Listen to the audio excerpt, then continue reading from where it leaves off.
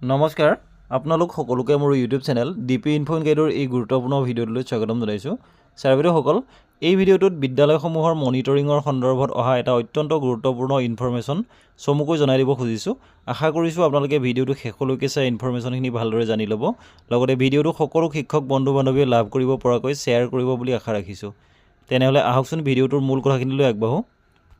Sir বাইদেউসকল, আমাৰ ৰাজ্যখনৰ প্ৰায় 45,000 বিদ্যালয়ত চিভিল কনষ্ট্ৰাকশ্যনৰ কামবিলাক চলি আছে আৰু এই কনষ্ট্ৰাকশ্যনৰ কামবিলাক যাতে সুচাৰুৰূপে সময়মতে কৰিব পাৰি তাৰ বাবে অসম চৰকাৰৰ মাননীয় শিক্ষামন্ত্ৰী মহোদয়ে এটা বিশেষ পৰ্টেল মুকলি কৰিছে, যাৰ নাম দিছে চিভিল ৱৰ্কছ মনিটৰিং পৰ্টেল।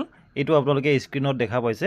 গতিকে এতিয়াৰ পৰা যিসমূহ বিদ্যালয়ত এনেধৰণৰ কনষ্ট্ৰাকশ্যনৰ কাম চলি আছে সেই কনষ্ট্ৰাকশ্যনৰ সমগ্ৰ কামখিনি এই পৰ্টেলৰ জৰিয়তে মনিটৰিং কৰা হ'ব। গতিকে এই গুৰুত্বপূৰ্ণ কথাখিনি এই ভিডিঅ'টোৰ জৰিয়তে অতি চমুকৈ জনাবলৈ চেষ্টা কৰিলোঁ। ধন্যবাদ।